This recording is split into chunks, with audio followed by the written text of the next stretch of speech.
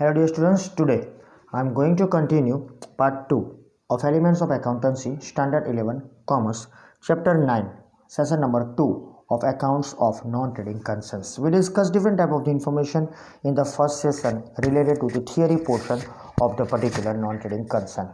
Today I am going to start the difference between the accounts of trading and accounts of non-trading concern.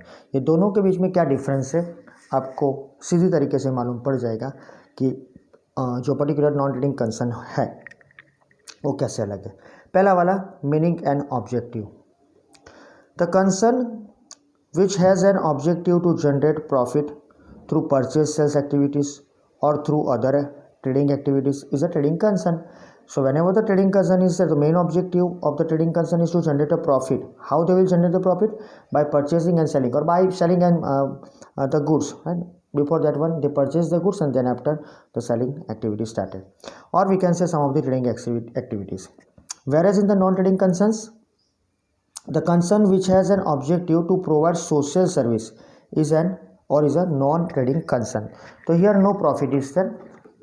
यहाँ पर जो भी होगा वो नॉन ट्रेडिंग कंसर्न में टोटली सोशल सर्विस के हिसाब से होगा। Next one, second one here trading account trading concern में होगा to know the gross profit और gross loss at the end of the year. Trading concerns और ट्रेडिंग इन ट्रेडिंग पर्टिकुलर जो concerns है they will prepare the trading account to know the gross profit और gross loss. Chapter 5 में हम देख चुके हैं। नॉन ट्रेडिंग कंसर्न में सी ये they do not have an objective to generate a profit as well as they do not undertake any purchase sale of goods. यहाँ कुछ बाइंग सेलिंग गुड्स का नहीं होता है ना, उनका काम ही नहीं है नॉन ट्रेडिंग कंसर्न का। So they are not required to prepare trading account, so there is no need to prepare the trading account, right, simply. Third one, method for disclosing the result at the end of the year. Trading concerns are there, they prepare profit and loss account to know the result, यानी gross profit gross loss जो trading account से मिलता है वही जो profit and loss से आता है वो नेट प्रॉफिट नेट लॉस होता है। सो ट्रेडिंग कंसर्न्स प्रिपेयर करते हैं profit and loss account to know the result exactly the net profit और net loss. But non trading concerns prepares same type of the profit and loss accounting, that is the income and expenditure account, लेकिन to know the excess of income over expenditure or excess of expenditure over income. By default it is profit or loss, but the main particular objective of this non-trading concern is not to earn the profit. That's why we are not using the profit and loss, we are using the particular income or expenditure. So excess of income over expenditure or expenditures are more, यानी simple sense में हम बोल सकते हैं कि expenditure account जो है trading the income expenditure account वो जानने के लिए होता है कि कितना इनकम ज़्यादा है और कितना एक्सपेंस ज़्यादा है। फोर्थ वन, थर्ड में देखा हमने यहाँ पर ट्रेडिंग कंसर्न में और नॉन ट्रेडिंग कंसर्न में क्या है। Fourth one, identification of result. The result of trading concern is either net profit और net loss. See we prepare the trading account for trading concern to know the gross profit gross loss. We will prepare after completion of 1 year the particular profit and loss for the trading concern to disclose the result, right? तो वहाँ net profit net loss आएगा। तो यहाँ पर हमें particular trading concern में मालूम पड़ेगा what is the net profit और net loss under the particular result. वैसे यहाँ पर नॉन ट्रेडिंग कंसर्न में the result of non trading concern is either, see यहाँ पर चीज़ सेम जा रही है, आपका कॉन्सेप्ट यहाँ क्लियर होना चाहिए, चीज़ सेम जा रही है, excess of income over expenditure या excess of expenditure over income, ये दोनों प्लस माइनस देखो तो सही मायने में वो प्रॉफिट लॉस ही है। But we are not doing business, we are doing only the social service, that's why यहाँ पर जो रिजल्ट आएगा वो होगा excess of income over expenditure और excess of expenditure over income. ये रिजल्ट है, याद रखना। यहाँ पर नेट प्रॉफिट नेट लॉस, यहाँ पर ये वाला।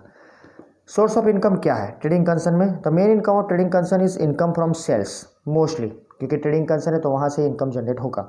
नॉन ट्रेडिंग कंसर्न में what is the main source of the income? That is the subscription of members.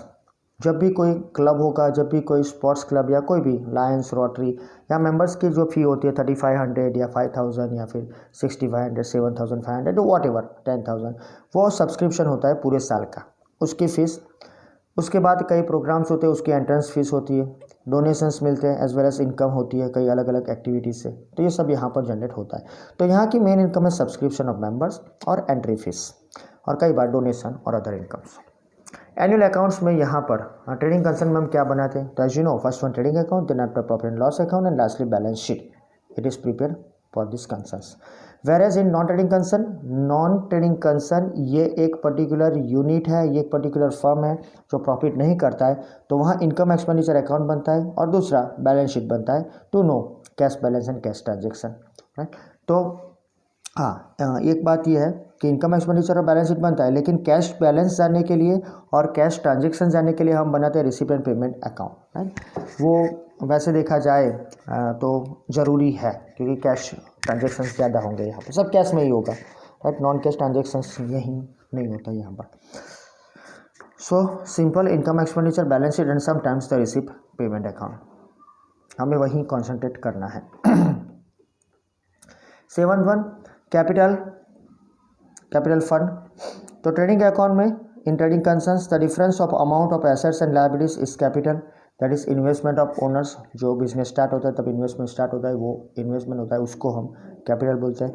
Where in non trading concerns the difference between the amounts of assets and liabilities is capital fund और permanent fund. तो यहाँ पर जो भी difference आएगा assets and liabilities वो कहलाएगा capital. यहाँ पर नेम कैपिटल ही है, लेकिन यहाँ पर नाम थोड़ा दिया गया है कैपिटल फंड और permanent fund. Next and last one, cash transactions. For cash transactions cash book is prepared by the trading concerns, और यहाँ पर for cash transactions eight the end of the year the receipt payment, इसलिए मैंने यहाँ नहीं लेना नहीं चाहता था क्योंकि ये सेपरेट पॉइंट है, लेकिन देख लेते हैं। So for cash transaction at the end of the year receipt payment account is prepared. तो कैश ट्रांजेक्शन के लिए यहाँ हम कैश बुक बनाते हैं, यहाँ रिसिप्ट पेमेंट अकाउंट बनाते हैं, वही हमारा टारगेट है।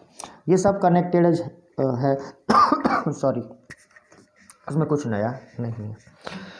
So this is the particular information for the difference between accounts of trading and non trading concerns. Now let's move in the trading concerns, sorry non trading concerns, some of the classification of income. Here incomes are of two type, पहले भी हमने देख चुके हैं trading concern में, capital income and revenue income. So capital income, यहाँ पर सिर्फ name of the income different होंगे, राइट, बाकी जो कॉन्सेप्ट है वो तो सेम ही रहेगा। कैपिटल इनकम क्या है? Income of a concern which is not regular in nature as well as the benefit of which income is available for a longer period of time is known as capital income. यानी ये जो income है ये regular basis पर हमें generate नहीं होगी हमारे बिजनेस में, यानी हमारे नॉन ट्रेडिंग कंसर्न में। और दूसरी चीज़ उसका जो पर्टिकुलर इनकम है वो टाइम जो है वो लॉन्गर टाइम पीरियड है, यानी available for a longer time period, is not for the short time period. So we can say in easy language कि capital income means it is more than for 1 year. For example यहाँ के लिए याद रखो, non trading concern के लिए donation received for this specific purpose, बच्चों के खाने के लिए 5 साल के पैसे आपको मिल गए, राइट, ऑर्फनेज में वो डोनेशन मिला, राइट, पढ़ाने के लिए पैसे मिल गए, तो ये सब डोनेशन मिला है उनको। ये 5 साल तक चलेगा, 10 साल तक चलेगा। लीगेसी बहुत इंपॉर्टेंट पॉइंट है, राइट, लीगेसी જેને વારસો કહીએ છીએ આપણે પછી ડિટેલમાં જોઈએ છે। लाइफ मेंबरशिप फीस और life subscription, life time subscription, कई बुक्स होती है, कई टाइप की जर्नल्स होती है, राइट, जर्नल्स यानी रिलेटेड विद पर्टिकुलर आर्टिकल, तो इनकी लाइफ मेंबरशिप और उसका पेमेंट लाइफ टाइप हमको सब्सक्रिप्शन करना पड़ता है। लोन बोरोड कई बार हम लेते हैं लोन, तो ये लंबे समय तक के लिए इसका हम यूज़ करेंगे। तो ये सब जो इनकम है कैपिटल इनकम है। अच्छा, the capital income received by non trading concerns other than loan borrowed, right, इसके सिवा लास्ट है, उसके सिवा डोनेशन जो है, legacy etcetera are capitalise and added to the capital fund, उसको हम मूढ़ीकृत कर देते हैं, उसको कैपिटलाइज कर देते हैं, इन शॉर्ट वो कैपिटल में चला जाता है और उसको हम बना देते हैं कैपिटल फंड यानी permanent fund. In addition to this prize fund मिलता है, प्राइस फंड अलग से आपको कुछ डिस्ट्रीब्यूशन करने के लिए and of the year. Construction fund कुछ बनाने के लिए आपको फंड मिलता है, ये सब होता है, राइट। गवर्नमेंट सेक्टर के सिवा आपको ये फर्म ऐसा एनजीओ टाइप या फिर कुछ ऐसा नॉन कंसर्न बनाते हो तो आपको ये फंड मिलता है कंस्ट्रक्शन के लिए, प्राइस के लिए। So all are disclose separately at the library side of the balance sheet. तो यहाँ पर हमें कैपिटल की बात की है, तो हमारा जो भी सब्सक्रिप्शन है थ्रू आउट द ईयर का और लाइफ टाइम का जो भी पैसा मिलता है वो कैपिटलाइज हो जाएगा, साथ में डोनेशन जो आएगा वो भी कैपिटलाइज हो जाएगा। लेकिन राइट कई बार इसके सिवा भी हमें कुछ पैसे मिलते हैं। 5 साल के लिए बच्चों का फर्स्ट नंबर आए तो 5 साल के लिए इतना पैसा उनके लिए रखा जाता है। राइट कंस्ट्रक्शन के लिए कुछ टॉयलेट है, बाथरूम है, राइट कोई वॉल है या फिर कोई सेपरेट रूम है, राइट अगर आप ऑर्फेनेज चलाते हो ऐसा कुछ तो उसके लिए आपको मिलता है। तो ये सब होता है तो उसके लिए ये फंड मिलता है, उसको सेपरेट डिस्कस किया जाता है liability side in the balance sheet, ये सेपरेट लिखा जाता है। ये सब वहाँ डायरेक्ट चला जाता है। Next one that is revenue income, income of the concern which is regular in nature, ये नॉट रेगुलर इन नेचर, यानी कैपिटल इनकम रेगुलर नहीं है, ये रेगुलर है। And arising from the activities, और ये कैसे अराइज होती है, right that is available for a longer time period, ये कोई रेगुलर एक्टिविटी से अराइज नहीं होती है। So arising from the activities of concern is known as revenue income. So यहाँ याद रखो ये रेगुलर इन नेचर में है, यानी आपको रेगुलर ये इनकम जनरेट होगी और वो आएगी हमें रेगुलर एक्टिविटीज से, right that is revenue income, that is for 1 year। See the example here it is annual subscription of members, वहाँ लाइफ टाइम सब्सक्रिप्शन था, ये एनुअल सब्सक्रिप्शन है। फीस मिलती है आपको, interest on investment, and sale of old newspaper, हम इसको रद्दी पस्ती बोलते हैं। इनकम ऑफ एंटरटेनमेंट प्रोग्राम, कुछ ऐसा प्रोग्राम करो वहाँ कुछ इनकम जनरेट होती है एंट्रीज फीस के तौर पर।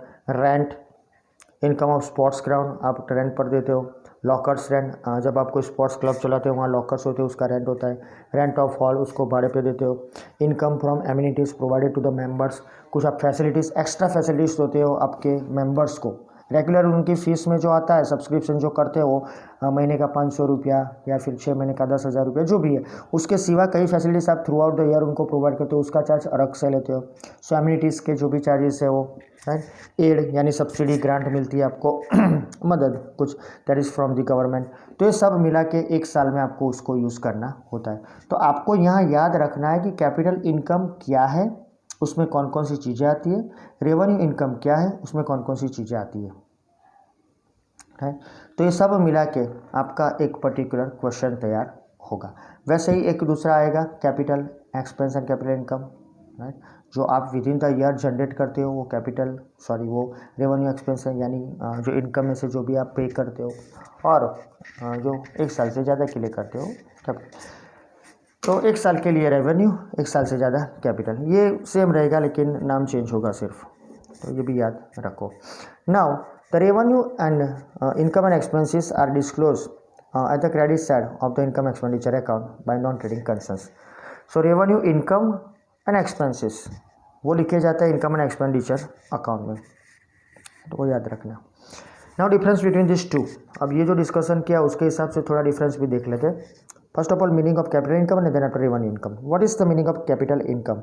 Income of concerns which is not regular received as well as the benefit of which available to the concerns for a longer time period more than 1 year of time, that is at the end of the year capitalized, that is known as capital income। 1 साल से ज़्यादा आप इसका use कर सको और regular income generate नहीं होती है, ये इनकम जो होती है वो पर्टिकुलरली रेगुलर रिसीव भी नहीं करते। Revenue income of concern which is regularly received, जो भी रेंट है वगैरह वगैरह, right arising from the activities, daily activities से जो अराइज होता है वो रेगुलर इनकम। ये आगे देख चुके हैं इसलिए मैं सीधी तरीके से आपको समझाता हूँ। Main objective of capital income, the objective of capital income is to procure long term fund, लंबे समय के लिए आपको ये अवेलेबल हो सके इसीलिए। Objective of the revenue income to procure regular income, ये लॉन्ग टर्म फंड के लिए, ये रेगुलर इनकम के लिए कुछ तो चाहिए ना रेगुलर एक्सपेंसेस करने के लिए, तो ये रेगुलर इनकम चलेगी। नाउ प्रेजेंटेशन इन अकाउंट्स, इस दोनों को अकाउंट्स में कैसे लिखोगे? Capital income is disclose on the liability side of the balance sheet, right यहाँ पर हमें बैलेंस शीट इस साल के लिए नहीं बनानी है, लेकिन याद रखो आपने हमारे 5th चैप्टर में, राइट जो फाइनेंशियल स्टेटमेंट है उसमें बनाया, तो आपको मालूम है बैलेंस शीट में जनरली लायबिलिटी साइड आपने कोई पण प्रकारना कैपिटल इनकम लखीए छे। Same as in the revenue income disclose on the credit side of the income expenditure account, right तो रेवेन्यू इनकम जो है वो इनकम एक्सपेंडिचर में क्रेडिट साइड पर लिखी जाएगी, इनकम है इसलिए क्रेडिट साइड आएगा। नाउ बैलेंस, इसके बैलेंस का क्या करेंगे? So every year the balance of capital income is carry forward, हर साल CF होगा, हर साल CF होगा, चलता जाएगा। एंड रेवेन्यू इनकम क्या होगी? Transfer to the income expenditure account, जो हम रूटीन में करते हैं हमारे प्रॉफिट एंड लॉस में, वैसा ही, राइट तो ये सब सेम रहेगा, कॉन्सेप्ट तो मैंने बोला था इसका सेम ही रहेगा। कुछ एग्जाम्पल इल्यूस्ट्रेशन देख लेते हैं उसके। कैपिटल इनकम के क्या है, capitalise legacy, donation for specific purpose, charity, income from sale of assets etcetera, ये लंबे समय तक चलता है। सब्सक्रिप्शन 1 साल का, लॉकर्स रेंट 1 मंथ का, right. Sale of old newspaper, रद्दी, जिसको हम सादी भाषा में पस्ती कहिए छापड़े, right. And rent of hall, वो फॉर सम टाइम पीरियड। तो ये सब उसके इल्यूस्ट्रेशंस हैं। So this is the information of the classification of incomes. Expense हम नेक्स्ट सेशन में देखेंगे क्योंकि सब मिक्स हो जाएगा। सो आज के लिए सिर्फ इतना ही। ऑल्सो द एक्सपेंसेस, और उसके बाद some of the terminologies are there, right? We can say some accounts or special issues that are related with the accounts of the non-trading concern. उसके बाद हम सम चालू करेंगे। Thank you.